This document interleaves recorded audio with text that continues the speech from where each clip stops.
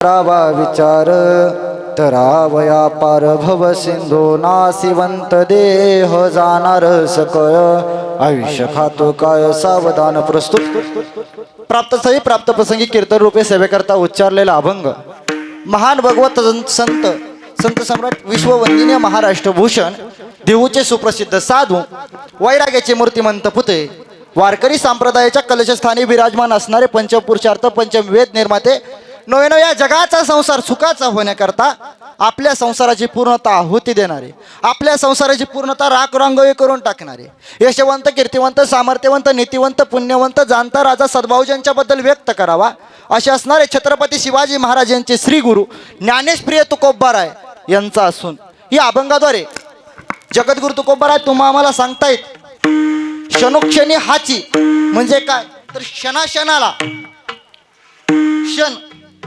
म्हणजे एक काम करा सगळी मोर सारखा या पुढं मी काय माळाची पिशवी आणली नाही या मोर घरी राहिली आज या पुढं सारखं आताच मागणी येणारी मागं बसते जी माणसं कीर्तनात पुढं बसते ती संसारात पण पुढं जाते. आता बघ कशी उठते चला पुढं या सारखा पुढं या पुरुष मंडळी समोर या पुढं चला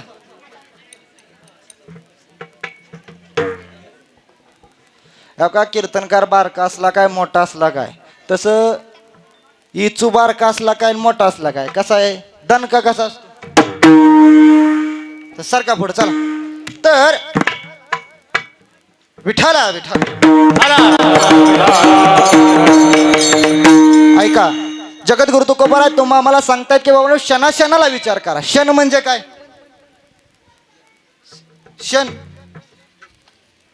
क्षणोक्षणी हाची करावा विचार. जगद्गुरु तुकोबाराय म्हणताय क्षणाक्षणाला विचार करा. क्षण म्हणजे जगद्गुरु तुकोबाराय असं म्हटलं नाही की वर्षाला विचार करा. जगद्गुरु तुकोबारायला म्हणता आलं असतं वर्षाला विचार करा म्हणता आलं असतं. क्षण शब्द का वापरला सांगतो ऐकून जा. म्हटले नाही महिन्याला विचार करा म्हणता आलं असतं. महिन्याला विचार करा म्हणता आलं असतं पण म्हटले नाही. मग काय म्हटले दिवसाला पण म्हटले असते पण म्हणले नाही. मिनिटाला तासाला पण म्हणले असते पण म्हटले नाही. का तर क्षण म्हणजे मी बोलतोय तो एक क्षण पुढचा क्षण म्हणजे प्रत्येक वेळेस त्यांना सांगायचं काय प्रत्येक वेळेस काय करा तर विचार करा. बर कशाचा विचार करा तर तरावया पार भवसिंधू ह्या भवसागरातून आपल्याला तरुण जायचंय. त्या तरुण जाण्यासाठी काय करा तर विचार करा. तुम्हाला या ठिकाणी आलेल्या प्रत्येकाला मरायचंय एक ना एक दिवस प्रत्येकाला मरायचंय. मग प्रत्येक जण मरणार आहे म्हणून त्याचा विचार करा की बाबा आपण मेल्यानंतर आपण मरायच्या अगोदर आपण मेल्यानंतर माणूस काय करू शकत माणूस काय करू शकत नाही घरातलीच करते. माणूस काय करू शकत नाही जोपर्यंत जिवंत आहे तोपर्यंत विचार करा कशाचा तर तरावया पार भवसिंधू या भवसागरातून तरुण जायचा विचार करा. बरं नाही विचार केला तर काय होईल नासिवंत देह जाणार सकळ आयुष्य खातो काय. हा देह नासिवंत आहे एक ना एक दिवस देह जाणार आहे आणि आपलं आयुष्य आहे ना तू काय खात आहे. नासिवंत देह जाणार सकळ आयुष्य खातो काय सावधान. मग महाराज आम्ही करावं काय तर संत समागमे धरावी आवडी आणि करावी तातडी परमार्थाची. तुम्ही काय करा तर परमार्थ करा. आणि तुकोबाराय शेवटच्या चरणात सांगतायत की तुका म्हणे इह लोकीच्या व्यवहारे नका डोळे धुरे भरून राहो. हे असं लक्षात येणार नाही. अजितदादा सांगायचे राजकारण लय वांगळ आहे. काय सांगायचे प्रत्येक महाराज लोक सांगतायत काय सांगतायत की संसार लय वाईट आहे एकदा त्याच्यात गुंतला की बाहेर येत नाही. म्हणून तुकोबाराय म्हणतायत काय तुका म्हणे इह लोकीच्या व्यवहारे नका डोळे धुरे भरून राहो. जर तुम्ही ह्याच्यात जर राहिला नाही काय तुम्ही जर ह्याच लोकात जर तुम्ही राहिला तर काय होईल नासिवंत देह जाणार सकळ आयुष्य खातो काळ सावधान. हा झाला अभंगाचा सरळ शब्दाचा अर्थ. विठ्ठला ऐका आज हे कीर्तन निमित्ताने आहे सगळ्यांना ज्ञात आहे. आप्पा सोपान रुपनवर यांच्या प्रथम वर्षश्राद्धानिमित्त आज या ठिकाणी कीर्तन आहे. त्यांच्या पश्चात असणारा परिवार, आजी शांताबाई आप्पा रुपनवर, 2 मुलं आहेत, शहाजी आप्पा रुपनवर, शरद आप्पा रुपनवर, 2 मुले आहेत, सुलाबाई विलास दडस, अमृता तात्याबा ठोंबरे. अशा या परिवार, आजपर्यंत हा परिवार गेले 364 दिवसापासून असा गेले 364 दिवस झाले. ह्या परिवाराला एकही दिवस असा गेला नाही की त्यांना बाबांची आठवण, वडिलांची आठवण आली नाही, असा एकही दिवस गेला नाही. एकही दिवस गेला नाही. प्रत्येक दिवशी आठवण येते. आणि त्यांना आस लागली होती की बाबा ना कधी आम्हाला कार्यक्रम मोठा करायचा आहे, आम्हाला कार्यक्रम मोठा करायचा आहे, आमच्या वडिलांचं श्राद्ध घालायचं आहे. 2-3 वेळेस माझ्यापाशी सुद्धा आले. मला म्हणायचे, महाराज आपल्याला कार्यक्रम मोठा करायचा आहे, कार्यक्रम चांगला करायचा आहे, चांगला करायचा आहे. म्हटलं असू द्या.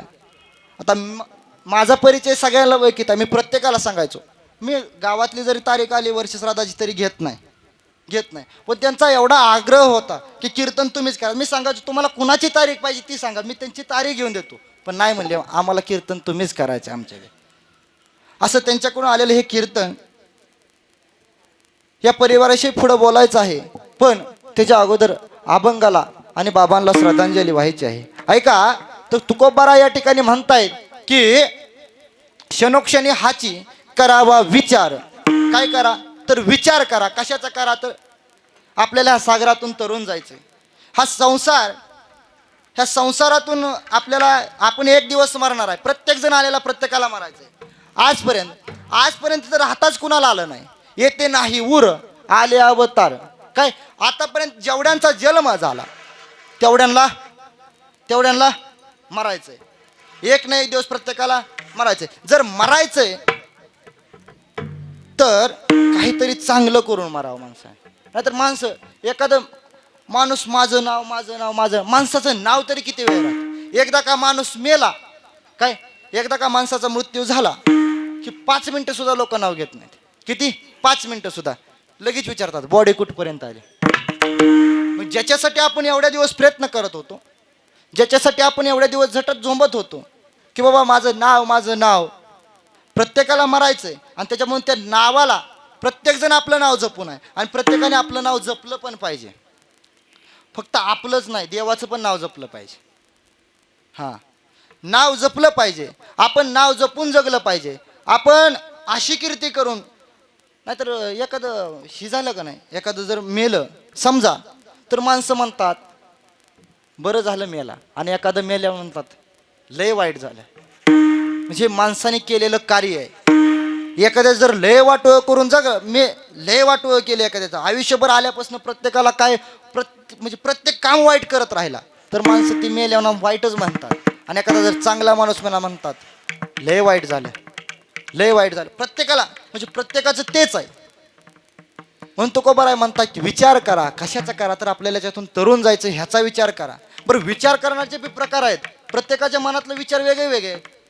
जर लहान मुलांचे जर विचार पाहिलं तर त्यांना काय माहीत नाही काय करायचं काय नाही. आणि त्यांना काहीच माहीत नाही की बाबा आपण काय करायचं काय नाही. त्यांना फक्त खायला, अंगात घालायला कपडे चांगले असले की बस झालं. खायला चॉकलेट दिली की पोरं खुश होऊन जातात. बरोबर आहे. म्हणजे लहान मुलांचा जर विचार बघितला तर ती त्या मर्यादित आहे. तसं तुम्ही जर तरुण पोरांचा विचार बघितलं, बाबा शाळेत जाणार आहे, शाळेत जर आता इंग्लिश मिडियमची जर पोरं बघितलं त्यांचा विचार एकच असतो, मला ही नोटबुक पूर्ण करायची, मला ती नोटबुक पूर्ण करायची, मला हे करायचे, मला ते. म्हणजे त्याच्यात त्यांच्यापेक्षा जर त्यांच्या थोड्याशा मोठ्यांचा विचार केला, म्हणजे माणूस आयुष्यामध्ये आल्यानंतर विचार एवढा करतो काय, पण ज्याचा करायचा आहे त्याचा करत नाही. काय ज्याचा करायचा आहे त्याचा करत नाही. माणसाचे विचार वेगळे असतात. आता मोठ्या माणसाचा विचार बघितलं तर लगेच त्यांचा विचार फिरतो. आज इकडं गेलतो, उद्या तिकडं जायचं, आज इकडं गेलो तिकडं गेलो. म्हणजे प्रत्येकाचं आज हे काम केलं, उद्या ते काम करायचं. म्हणजे प्रत्येकाचा विचार कसा आहे बोलत चला, प्रत्येकाचा विचार कसा आहे वेगळा आहे. म्हणून पण जगद्गुरु तुकोबाराय आपल्याला सांगतायत, संत सांगून गेले. काय संत सांगून सांगत तुम्हासी बदाले विरला, सांगत तुम्हासी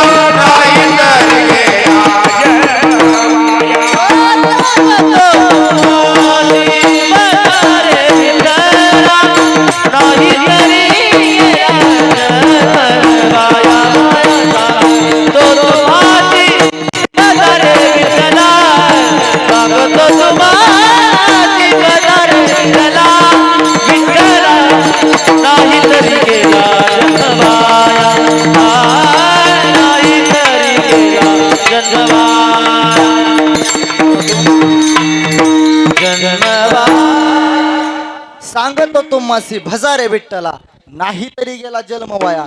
तुकोबाराय सांगतायत. बरं पहिली गोष्ट सांगणाऱ्याचा अधिकार पाहिजे ना. हा काय सांगणाऱ्याचा अधिकार. सद्गुरू तुकोबारांचा किती अधिकार आहे का. तुकाराम तुकाराम नाम प्रेम एवढा तरी येतोय. काय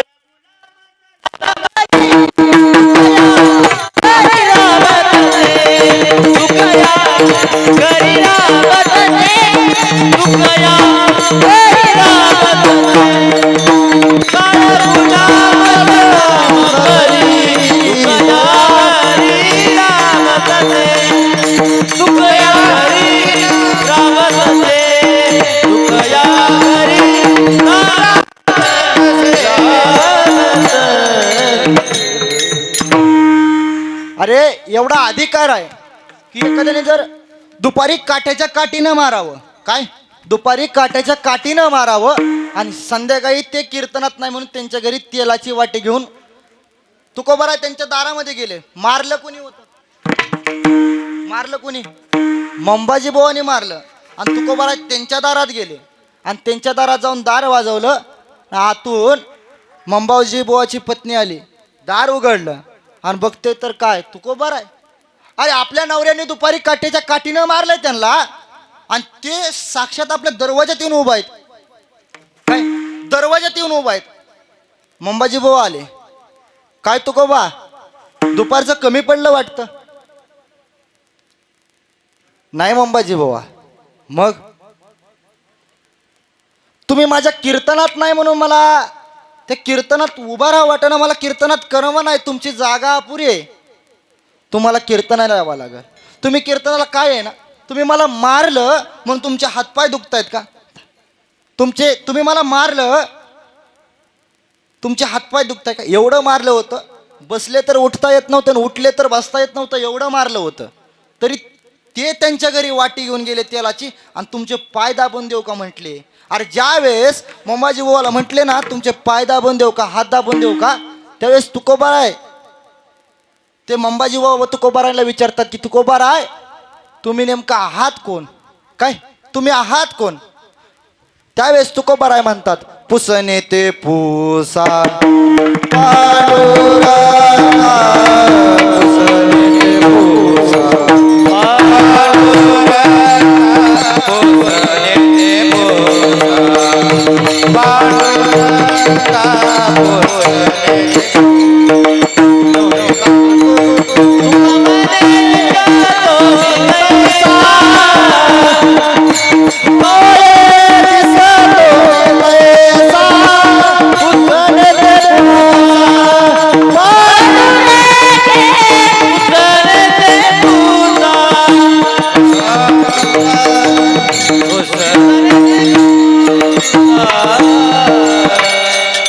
पुसणे ते पुसा पांडुरंगा तुका म्हणे नोहे दिसतो मी तैसा.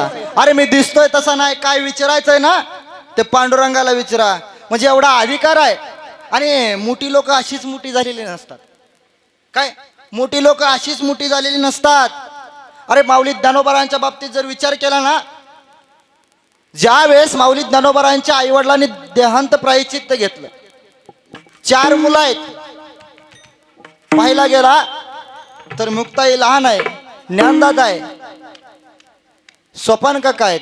निवृत्तीनाथ दादा आहे. ऐका अरे त्यावेळेस 4 मुलं आहेत आणि मुक्ताई म्हणते ज्ञानदादा अरे मला भूक लागली. ज्ञानदादा काय मुक्ताई म्हणते ज्ञानदादा अरे मला भूक लागली. मोठी लोक अशीच मोठी झालेली नसतात. त्यांनी कितीतरी अडचणी कितीतरी संकटात मोहर गेलेले असतात. त्याच्यावर मोठी होत नाहीत. ऐकून जा. त्यावेळेस मुक्ताई म्हणते ज्ञानदादा मला भूक लागली. मला भूक लागली म्हटल्याच्या नंतर त्यावेळेस तिथं ज्ञानोबाराय जुही घेत आहेत आणि जुही घेतली आणि आळंदीमध्ये गेले.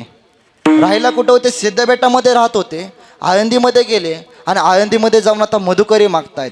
प्रत्येक घरी जात आहेत मधुकरी म्हणून मागतायत आणि मधुकरी मागतायत. प्रत्येक दारात जावं प्रत्येकाच्या घरासमोर जावं आणि म्हणावं मधुकरी. मधुकरी म्हटल्याच्या नंतर आतून कोणतरी यावं आणि आल्याच्या नंतर त्या ठिकाणी माऊली ज्ञानोबारायला म्हणावं ए अरे संन्यासाच्या कार्ट्या अरे तुम्हाला सांगितलंय ना गावामध्ये यायचं नाही.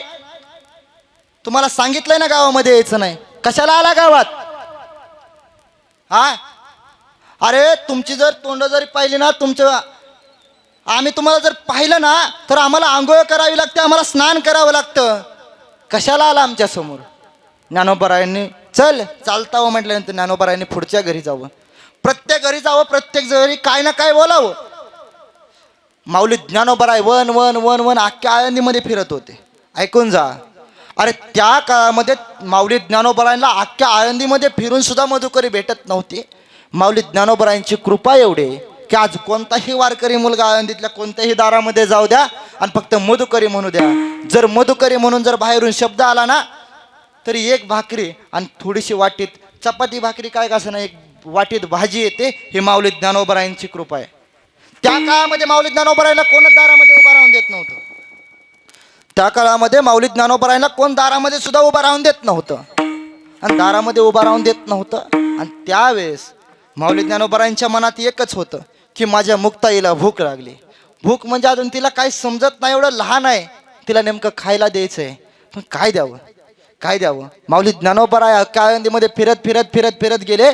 अरे आता अख्खी आळंदी फिरून झाले, शेवटच्या घरी गेले आणि एक म्हातारी आजी होती. तिथं दार वाजवलं. दार वाजवल्याच्या नंतर आजी बाहेर आले. आजी म्हटले कोण र? तू तर त्या विठ्ठल पंताचा पोरगा दिसतोय रे, तू विठ्ठल पंताचा पोरगा दिसतोय म्हटल्यानंतर हो आजी, हो आजी मी विठ्ठल पंताचाच. बर तुझं नाव? माझं नाव ज्ञानेश्वर आहे, ज्ञानेश्वर. बर काय पाहिजे तुला? आजी माझ्या मुक्ताईला फार भूक लागली, काय का असं ना खायला द्या, काही का असं ना खायला द्या. आजीनं घरात गेली आणि पाहिलं तर घरात काहीच खायला बनवलेलं शिल्लक नव्हतं. आजीने एक ओंजळभर पीठ घ्यावं आणि माऊली ज्ञानोबरायांच्या झोळीत टाकावं. माऊली ज्ञानोबरायांनी ते पीठ झोळीत घेतलं आणि सरळ आपल्या सिद्धबेटाकडे चालत यायला लागले. आता चालत यायला लागले आणि येता येता येता येता मध्येच विसोबा काका आडवे आले, विसोबा खेचर आडवे आले आणि विसोबा खेचर आडवे आले. माऊली ज्ञानोबरायांच्या जीवनामध्ये सगळ्यात जास्त त्रास कुणी दिला असेल तर विसोबा खेचरांनी दिला. माऊली ज्ञानोबरायांना सगळ्यात जास्त त्रास कुणी दिला तर विसोबा खेचरांनी दिला. आणि तेच विसोबा खेचार तिथं समोर आले आणि समोर आल्याच्या नंतर आता समोर तर आलेत, मग ते माऊली ज्ञानोबरायांना माहित होतं आता काय ना काय विसोबा काका बोलतील म्हणून ती झोळी पाठीमागे लपवायला चालू केली. झोळी दिसोनी काकाला झोळी दिसोनी म्हटल्याच्या नंतर त्या ठिकाणी त्यांनी झोळी पाहिले. अरे संन्यासाच्या कार्ट्या तुला सांगितलं होतं गावामध्ये यायचं नाही, पाठीमागा काय लपवतोय, दाखव इकडं, दाखव इकडं म्हटल्याच्या नंतर माऊली ज्ञानोबराय म्हणायचे काही नाही. दाखव म्हटलं ना. माऊली ज्ञानोबरायांच्या हातातून ती झोळी पाहिली आणि पाहिल्याच्या नंतर त्या झोळीमध्ये पीठ आहे. ते पीठ पाहिलं. पीठ असं मातीत ओतलं आणि मातीत पीठ ओतून त्या ठिकाणी मातीत पीठ ओतलं आणि ते पीठ माऊली ज्ञानोबरायांनी परत झोळीत भरू नये. काय ते पीठ माऊली ज्ञानोबरायांनी परत झोळीत भरू नये म्हणून त्या पिठात अशी पायाने माती कालवली, माती. आणि माती कालवल्याच्या नंतर माऊली ज्ञानोबराय म्हणतायत काका काका तुम्ही या पिठात नाही पाय दिला, तुम्ही आमच्या पोटावर ते पाय दिला. तुम्ही या पिठात माती नाही कालवली, तुम्ही आमच्या अनात माती कालवली. तुम्ही या पिठात नाही पाय दिला तर आमच्या घासावरती पाय दिला. काका माऊली ज्ञानोबरांना त्या ठिकाणी राग आला आणि त्या रागाच्या भरात माऊली ज्ञानोबराय तिथून निघले, सिद्धबेटामध्ये गेले. सिद्धबेटामध्ये रागात गेले होते. आत त्या आपली झोपडी होती, त्या झोपडीत आत गेले आणि आत जाऊन ताटी लावून घेतली आणि ताटी लावून घेतली. बाहेर मुक्ताई होती. मुक्ताईला समजलं की ज्ञानदादा आतमध्ये गेला, ताटी लावून घेतली. ज्ञानदादा मधुकरी गेलता, मधुकरीला गेलता म्हटल्याच्या नंतर कोण ना कोण काहीतरी बोलला असेल ज्ञानदादाला काय ना काय बोलला असेल. ज्ञानदादाला राग आलाय आणि रागाच्या भरात ज्ञानदादाने ताटी लावून घेतली. मुक्ताईला समजल्याबरोबर मुक्ताई त्या ताटीच्या बाहेर जाते आणि ताटीच्या बाहेर गेल्याच्या नंतर ताटी बाहेरून वाजवत होती आणि म्हणत होती ताटी उघडा ज्ञानदादा, ए ज्ञानदादा, अरे ताटी उघड ज्ञानदादा. अरे आजपासून जर तुला भूक लागली कधी म्हणले ना, आणि जर मला लागलीच कधी भूक तर ऐक ज्ञानदादा काय करेन. अरे इंद्रायणी मातेचं पाणी पिल, या आजार वृक्षाची पानं खाईल ज्ञानदादा, पण तुला कधी म्हणणार नाही मला भूक लागली. ए ज्ञानदादा, अरे एवढं ऐकलं ज्ञानदादानं, आणि ज्ञानदादाने एवढं ऐकल्याच्या बरोबर ज्ञानदादाला समजलं, अरे मुक्ताईला आपण तर म्हणतोय समजत नाही, पण मुक्ताई तर फार समजते. अरे त्यावेळेस आता मुक्ताईला समजतंय कळाल्याच्या नंतर त्या माऊली ज्ञानोबारायला रागाच्या भरात माऊली ज्ञानोबारायांनी एक प्रतिज्ञा केली. माऊली ज्ञानोबारायांनी विचार केला, अरे ही लोक जर सुखाचा भावंडाचा जर संसार सुखाचा होऊन देत नसतील, ही लोक जर आमच्या 4 भावंडांना अन्न सुद्धा खाऊन देत नसतील, तर या जगाचा संसार काय होणार आहे, या जगाचा संसार काय सुखाचा करतील. म्हणून माऊली ज्ञानोबारायांनी त्यावेळेस प्रतिज्ञा केली ती की अवघाची संसार सुखाचा करीन, आनंदे भरीन तिन्ही लोक. त्यावेळेस प्रतिज्ञा केली. म्हणजे साधूला जगाने किती जरी त्रास दिला, तर साधू फक्त लोकाच्या हिताचंच बघतो. अरे अन्न सुद्धा मिळवून दिलं नाही तरी माऊली ज्ञानोबाराय विचार करतायत की मी या तिन्ही लोकांचा संसार सुखाचा करीन. माऊली ज्ञानोबारायने अभंग दिला, अवघाची संसार सुखाचा करीन, आनंदे भरीन तिन्ही लोक. साधू काही असाच होत नाही. साधू जर तुम्ही पाहायला गेला, साधूला किंमत आहे का देवाला किंमत आहे सांगा बरं. तुम्ही जर पंढरपूरला दर्शनाला गेला, आधी दर्शन पुंडलिकाचं आहे का आधी दर्शन पांडुरंगाचं आहे? बोलत चला. तुम्ही जर पंढरपूरला दर्शनाला गेला, आधी दर्शन नामदेवरायांचं आहे का आधी दर्शन पांडुरंगाचं आहे? अरे तुम्ही पंढरपूरला दर्शनाला गेला, आधी दर्शन चोकोबारायांचं आहे का आधी दर्शन पांडुरंगाचं आहे? म्हणजे साधूला किंमत आहे, देवापेक्षा किंमत कुणाला आहे? साधूला किंमत आहे.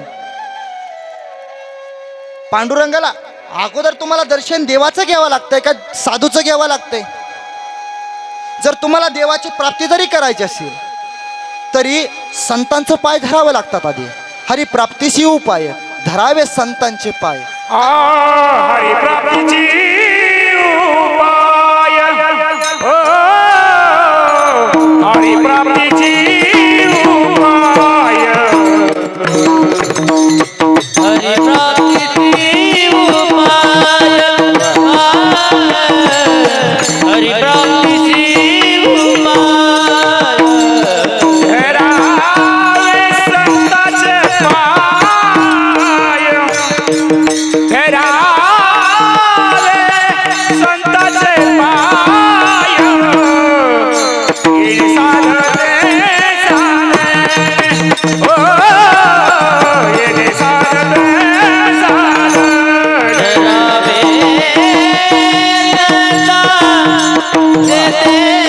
देते पाय,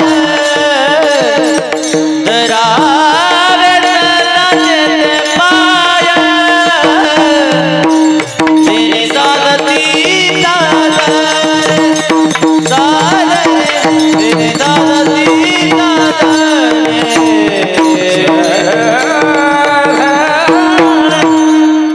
हरिप्राप्तीशी उपाय धरावे संतांचे पाय.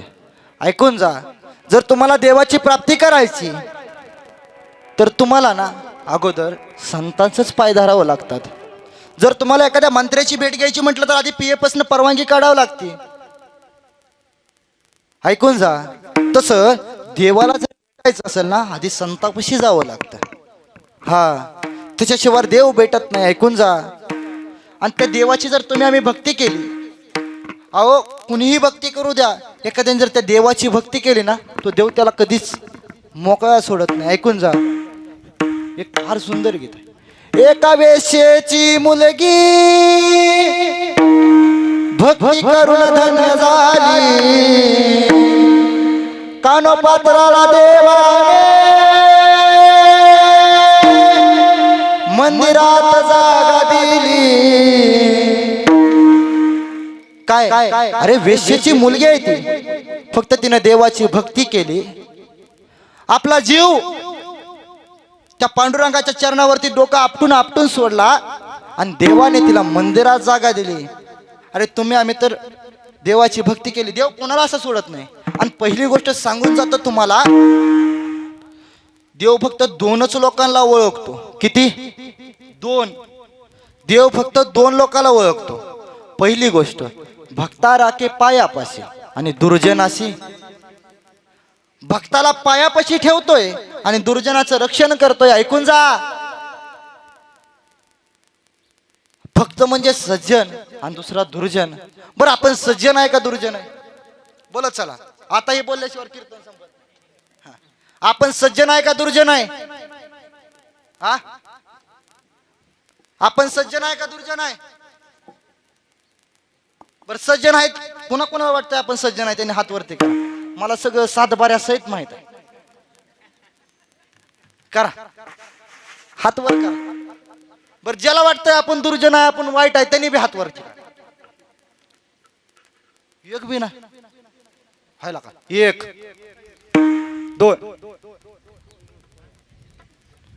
काल तिनं माझ्या संग भांडण केलं आणि आज कसं काय हात वर करते? माग बघायला लागले लगेच. हा, कशी काय हात वरती करते? काल माझ्या संग भांडली ना आज हात वर करते का? ऐका, खरं सांगायचं झालं तर आपण चांगले आहे म्हणायला सुद्धा आपल्या हात वरती करायची ताकद नाही. आपण वाईट आहे म्हणायची सुद्धा आपल्या हात वरती करायची ताकद नाही. आपण सज्जन आहे म्हणायला सुद्धा आपल्याला लाज वाटते. आपण सज्जन आहे म्हणायची सुद्धा आपली ताकद नाही. आपण दुर्जन आहे म्हणायची सुद्धा आपली ताकद नाही. ऐकून जा. म्हणूनच सांगतायत, भक्ता राखे पायापाशी आणि दुर्जनाचे सव्वारे. मी का सांगतोय तर आपल्याला जर देवाची प्राप्ती करायची असेल, देवाची भेट घ्यायची असेल ना, तर आधी संतापाशी जावं लागतं. ह्याच्यासाठी ऐकून जा. देवाला आपण कोण आहे माहितच नाही. आपण कुठं आहे? बरं, आपण चांगले बी नाही वाईट बी नाही, आपण मधीच आहे. कुठं आहे? आपण आहे ते मधीच अडकलोय. आपल्याला आपण चांगलं बी म्हणून घ्याय तयार नाही, आपण वाईट बी म्हणून घ्याय तयार नाही. आपण कुठं आहे? मध्ये अडकलोय. देवाच्या अवतारा देवाने एकच काम केलं. काय केलं? भक्ता राखे पायापाशी आणि दुर्जनाशी सव्वारे. देवाने फक्त एक काम केलंय. देव भक्ताला पायापाशी ठेवलंय, दुर्जनांचं रक्षण केलंय. मग बाकीच्या राहिलेल्यांचं करायचं काय? मग ह्याच्यासाठी परत ना संतांचा अवतार घेतला. काय? ह्याच्यासाठी संतांचा अवतार घेतला. आणि संतांच्या अवतारात येऊन काय केलं? उद्धराया जन जड जीवा, उद्धराया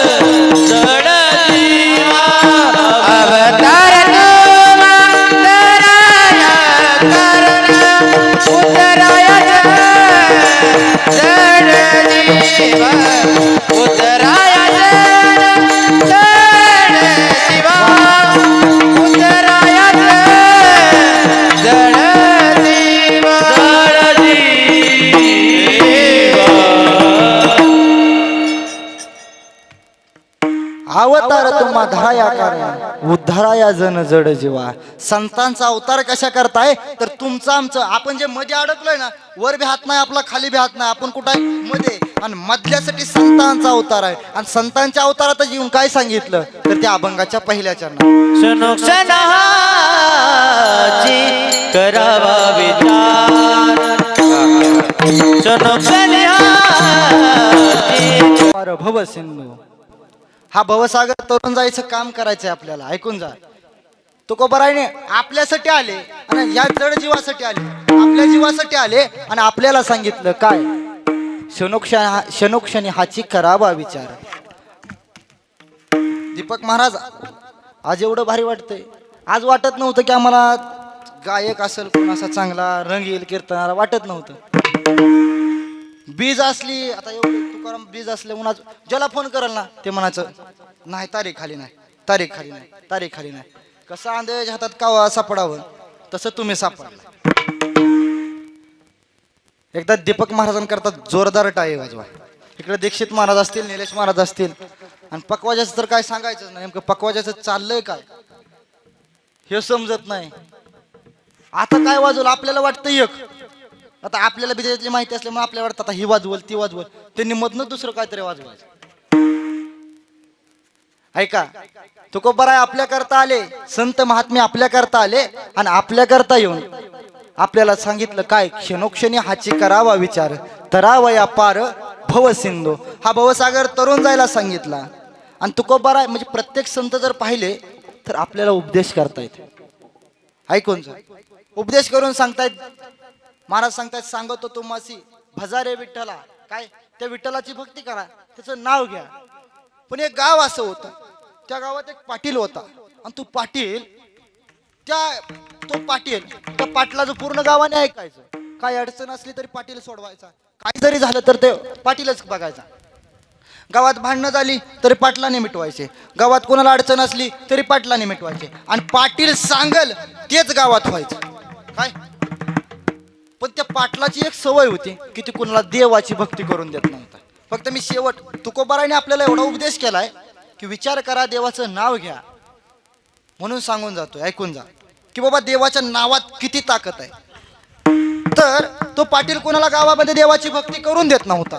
जर आता भक्तीच करून देत नव्हता तर लोक, आणि जर कोणी भक्ती केली तर त्याला शिक्षा द्यायचा, त्याला काय बी शिक्षा द्यायचा. पण आता करायचं काय लोकांना.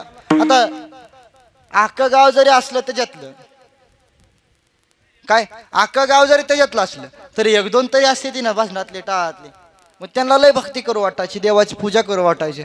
पण एखाद्याने पूजा केली की लगेच सांगायचं, कोणतरी पाटलाला सांगितलं की त्यांना शिक्षा द्यायची.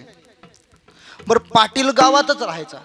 पाटलाला वाटलं आपण एक काम करू, आपण बऱ्याच दिवस झालं गावात आहे, आपण गावातून बाहेर कुठं गेलो नाही. मग आपण गावातून कुठं बाहेर गेलो नाही म्हटल्यानंतर पाटलाला वाटलं आपण काय करू, मुंबईला जाऊ.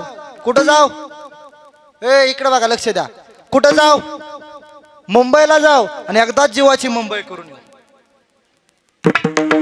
काय, मुंबईला जाऊन एकदाच जीवाची मुंबई करून येऊ. कुणाला वाटलं, बोलत चला, महाराज आपलाच आहे, बोलत चला. पाटलाला वाटलं काय करू, एकदाच मुंबईला जाऊन जीवाची मुंबई करून येऊ. आता जीवाची मुंबई करून यायची, मुंबईला फिरायला जायचं. बरं, आपण पुढे फिरायला गेल्याच्या नंतर मागं कोणी देवाची भक्ती केली तर पाटलाला काळजी. बरं, पाटलाचा सेवक होता ना, पाटलाच्या सेवक म्हटला, पाटलाच्या सेवकाला पाटलानं सांगितलं, ऐक, आज मी मुंबईला चाललोय, जीवाची मुंबई झाल्याशिवाय मी महागारी येणार नाही बघ, मी 10 दिवसासाठी गावातून चाललोय. बर, मग या 10 दिवसात जर कोणी गावात देवपूजा केली, देवाची भक्ती केली तर तू त्याला शिक्षा द्यायची. काय करायचं, तू त्याला शिक्षा द्यायची. बर, शिक्षा द्यायची, चालतंय म्हटला. तो होता आपल्यातला, ते आमच्या पार्टीतला होता. पाटील असा गेला, पाटलाला चांगला गावाच्या बाहेर स्टँड होतं लांब, जुना काय होता, आणि ते जुन्या काळात बाहेर स्टँड असल्यामुळे ती पाटलाला सोडाय गेला. पाटलाला चांगलं बसमध्ये बसवून दिलं. पाटील मुंबईला गेला, ह्याची मीटिंग ऐका. पाटील 10 दिवस गावात येणार नाही. मग 10 दिवसात आपल्याला एवढी भक्ती करायची, एवढी बी करायचंय. जर मला आपण भजन ठेव, अरे भजन कशाला, अरे 10 दिवस आपल्या पैसे येतं, आपण भजन कीर्तन बी ठेव. काय का असं ना, तिकडे गौरव महाराजाला बोलवू पण कीर्तन ठेवू. मग ठरलं कीर्तन ठेवायचं. हे दोघं ते म्हणले, आपण 5 दिवसाचा सप्ताह करू, बाकी मला 10 दिवसासाठी गेला, आपण 7 दिवसाचा सप्ताह करू. काय करू, 7 दिवसाचा सप्ताह करू. चुलबंद आमंत्रण देऊ, सगळ्या गावाने जेव्हा यायचं पंक्ती देऊ, कीर्तन ठेवू, भजन जागर. आपल्यापाशी 7 दिवस 10 दिवस आहेत ना, 7 दिवसात चांगला सप्ताह करू. असा सप्ताह करू, दीपक महाराजांना गाया बोलवून, सुनील महाराजांना वाजवाय बोलू, एवढ्या जोरात सप्ताह करू, एवढ्या जोरात सप्ताह करू की परत न कोणी. आणि पाटलाला कळून द्यायचं नाही. काय, पाटलाला कळून द्यायचं नाही. बर, सगळ्यांची मिटिंग ठरली, तारखी दिली, अशी जवळजवळची आमच्यासारखी महाराज लोक बोलवली, कीर्तन दिली, सगळं झालं. पहिला दिवस आनंदात गेला, दुसरा दिवस आनंदात गेला. बरं, गावाकडून गेलेला माणूस मुंबईत तरी किती दिवस राहू शकतो? तुम्हाला मुंबईत नेऊन सोडल्यावर फिरायला तुम्ही किती दिवस फिरू शकता? अय माग हे म्हणते, आम्ही लय वैतागलोय रानात काम करून, आम्हाला तिकडं सोडून दिलं तरी बरोबर. ऐका, तर त्या पाटलाला रोज बसून राहायची सवय. तिथे मुंबईत गेला, त्याला काय तिथं थांबू वाटेना. 3 दिवस झाले, 4थ्या दिवशी पाटील महागारी यायला लागला. पाटील अचानकच यायला लागला महागारी. बरं आता गावात 7 दिवसाचा सप्ताह आहे, सगळं एवढं मोठं नियोजन हे ते भोंग लावलेलं वर, त्याचा आवाज सोडलेला, साऊंड सिस्टीम अशी मस्तान साऊंड सिस्टीम अशी बोलवली होती, असं चांगलं नियोजन केलं जोरात. आणि पाटील असा गावात महागारी यायला तिकडे बस स्टॉपकडे उतरला. आणि बस स्टॉपवर उतरला ना, असा चालत येणार, येता येता मध्ये होती मशानभूमी वडा. मला सांगा मशानभूमी कुठं असते? वड्यापाशीच असते आहे का नाही? ते वड्यापासून चालत येत होता. आणि नेमका दिवस आमुष्याचा होता आणि भूतानला बी कोण मिळेना. आणि तेवढ्यात ही पाटील दिसला.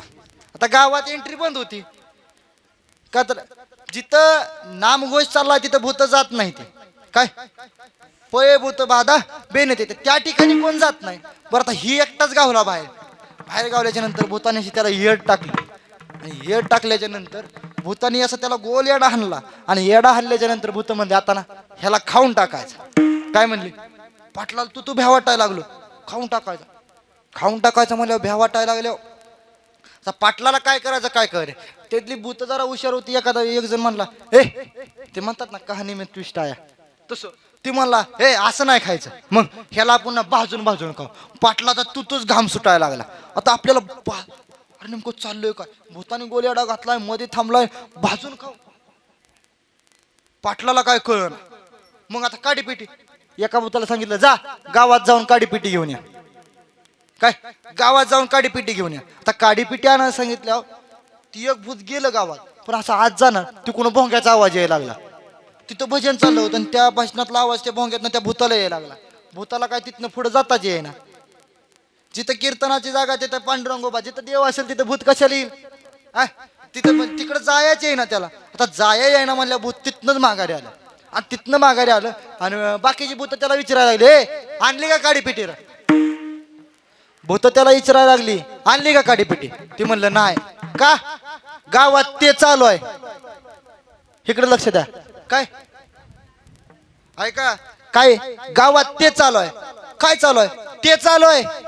अरे ते म्हणजे आता भूतांना समजायला लागलं ते म्हणजे आता काय चालू आहे. दुसरं कशाला काय म्हणतात त्यांना ते म्हणा ये ना. गावात काय ते चालू आहे. ते चालू आहे म्हणलं भूत जाऊ द्या म्हणले. तिकडं तर जाता येत नाही, मग आपण हिथंच हाय असं खाऊन टाकू. पाटलाने काय विचार केला पाटलाच्या मनात काय आलं, काय चालू आहे नेमकं आपल्या गावात, आपल्या माघारी काय करायला लागली. पाटलाच्या डोक्यात यायला लागलं. नेमकं आता पाटलाच्या डोक्यात यायला लागलं पाटील कसा करतोय. भूताशी जवळ यायला लागली की पाटील मला जवळ येऊ नका नाहीतर मी ते म्हणेन.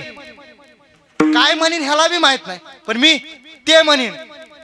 काय म्हणेन ह्याच्या बापाला माहित नाही, पण मी ते म्हणेन. आजपर्यंत ह्याने कधी काय म्हणलं नाही, मी ते म्हणेन म्हणलं की भूत माग सरकायला लागली. पाटलाला धीर लागला. लका हाय काहीतरी गावात चाललंय. ते म्हणेन म्हणलं की भीती ती काय.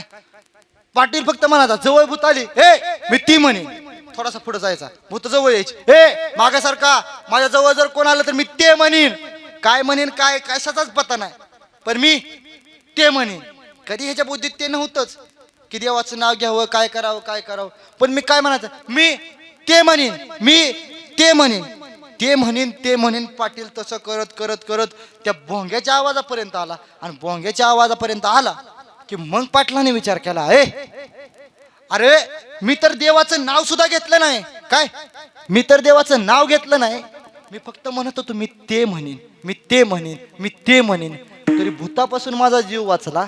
मरता मी वाचलो. अरे मला भाजून खाणार होते बिगर भाजता न केसाला सुद्धा धक्का लागला नाही. का तर नुसतं मी म्हणायचो मी ते म्हणेन. काय म्हणेन हे सुद्धा आपल्याला माहित नव्हतं. ही लोक का देवाचं नाव घेते ती ह्यांना तर कसं होय. ह्यांच्या जवळ सुद्धा भूत जाणार नाहीत. आपण सुद्धा देवाचं नाव घेतलं पाहिजे. आणि त्या दिवसापासून पाटलाला देवाच्या नावाची ताकद कळाली आणि त्या दिवसापासून देवाचं नाव घ्यायला लागला. मग अरे पाटलानं देवाचं नाव घेतलं कसं घ्यायचं तुम्हाला सांगतो. विठोबा रखुमाई शेवटच्या चरणात सांगतायत तुका म्हणे इह लोकीच्या व्यवहारे नका डोळे दुरे भरून राहो. ह्या लोकांच्या व्यवहारामध्ये या बायको माझी मुलं माझी ह्या व्यवहारामध्ये राहून नका. आता वेळ संपत आला नाही तर ह्याच्यावरती थोडंसं हे सांगितलं असतं. मला थोडासा बाप सांगायचा ऐकून जा. तर आजचं हे कीर्तन किन निमित्तानं आहे तुम्हाला माहित आहे.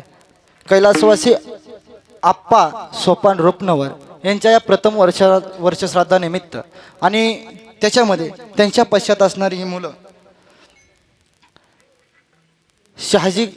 शहाजीदादा असतील किंवा शरददादा असतील, एवढ्या दिवसापासून झडतायत, एवढ्या दिवसापासून जमतायत.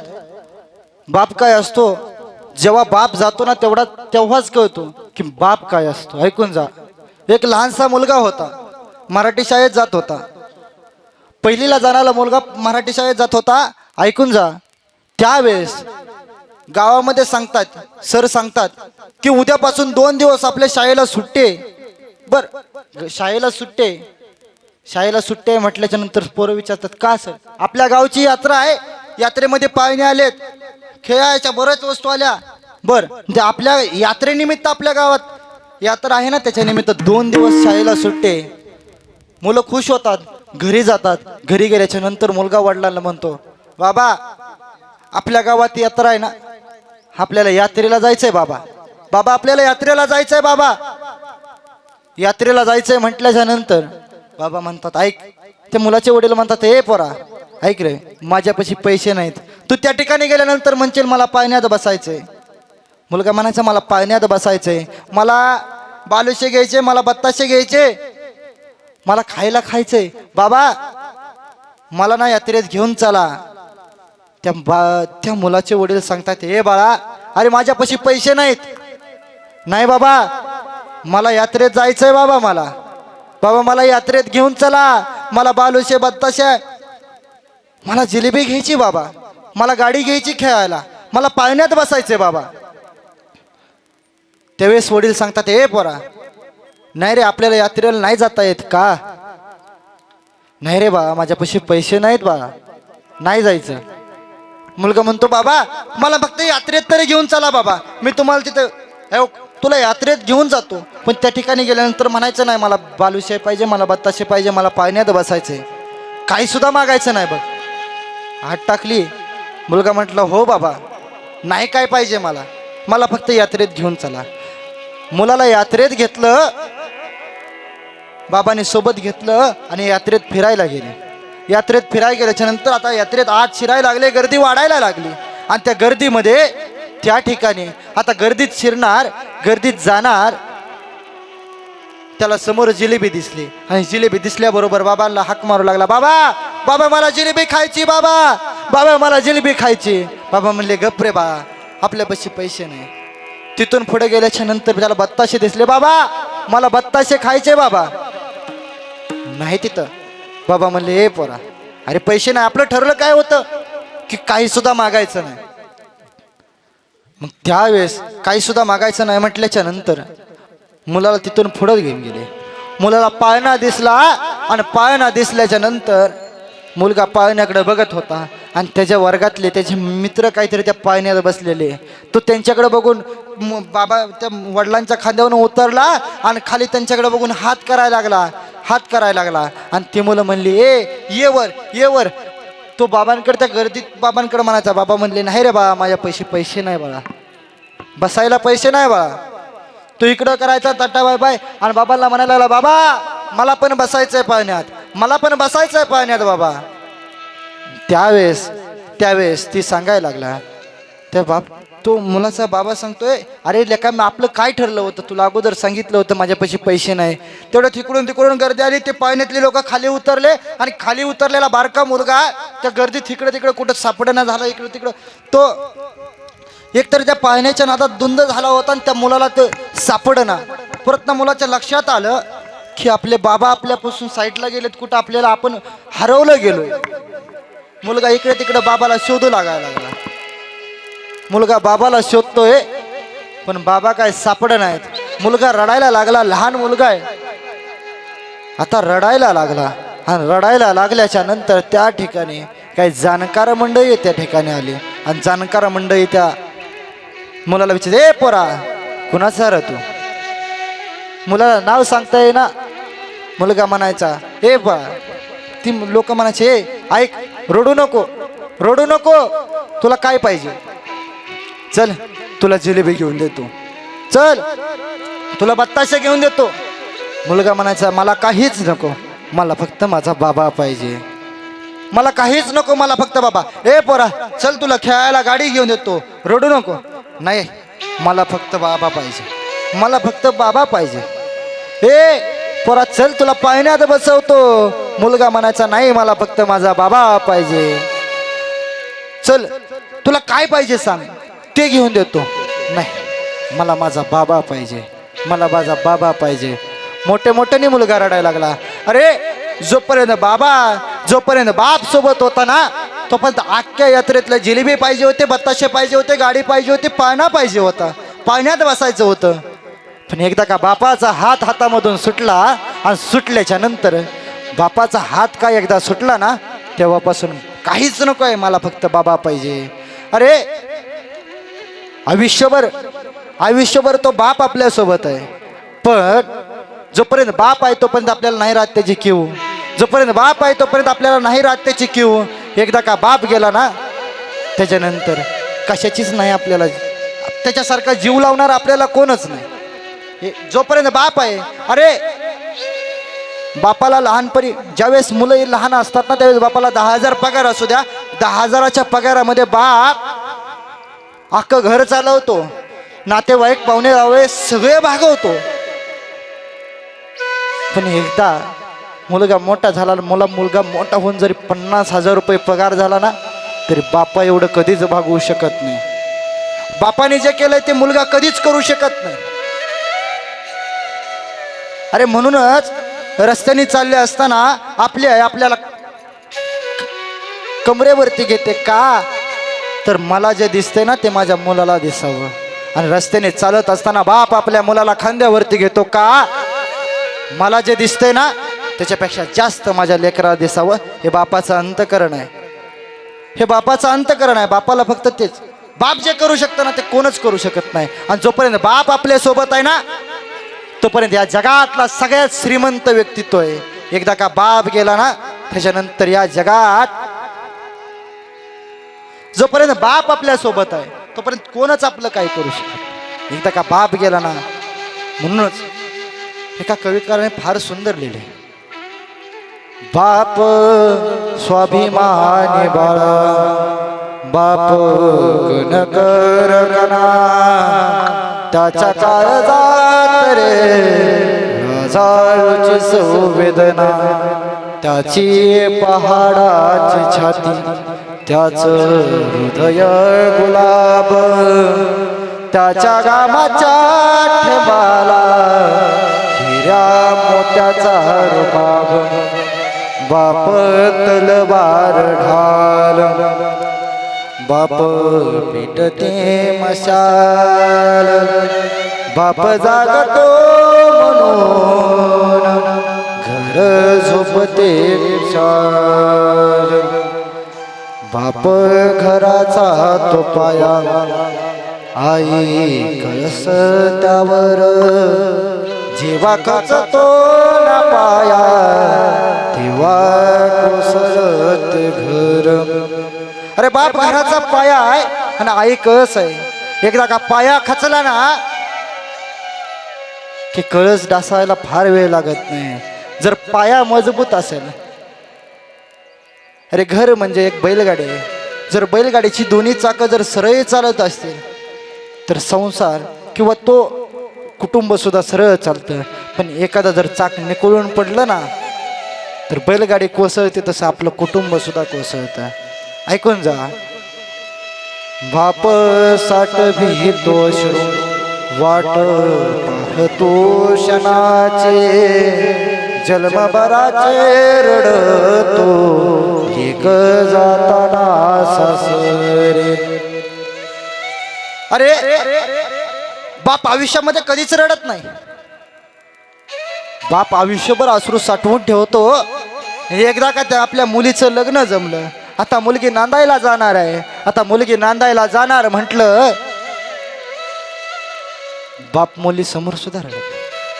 अरे अख्खं कुटुंब हसत असतं, पण बाप एका कोपऱ्यामध्ये बसून डसा डसा रडत असतो. ऐकून जा, जेवढं दुःख, जेवढं अश्रू बापाने आयुष्यभर साठवून ठेवले. अरे ज्याची आई मिली तरी तो रडला नाही, जसा बाप मेला तरी तो रडला नाही. पण एक जणांनी एका बापाला विचारलं की अरे तुमची आई मेली तरी तुम्ही रडला नाही, तुमचा बाप मेला तरी तुम्ही रडला नाही, आणि तुमची मुलगी नांदायला जाताना तुम्ही रडताय. त्यावेळेस तो बाप सांगतो, अरे माझी आई मेली, माझा बाप मेला, ती मेले म्हणून मला रडा येत नाही. पण ऐकून जा, अरे ती मेले पण या ठिकाणी ना मी माझा जिवंत पोटचा गोळा मी दुसऱ्याच्या हातात देतोय म्हणून मला रडायला येत आहे. अरे आयुष्यभर त्याला कशाची कमी पडून दिली नाही म्हणून मला रडायला येते. बाप काय असतो हे कधीच कळणार नाही. एकतर बाप काय आहे हे जर समजायचं असेल ना, एकतर बाप व्हावा लागतं, नाहीतर एकतर बाप जावा लागतो. ज्यावेळेस घराची पूर्ण जबाबदारी खांद्यावर येते ना, त्यावेळेस तर कळतो बाप काय असतो, नाहीतर एकतर बाप झाल्यानंतर कळतं की बाप काय असतो. झालंय आपलं कीर्तन आज.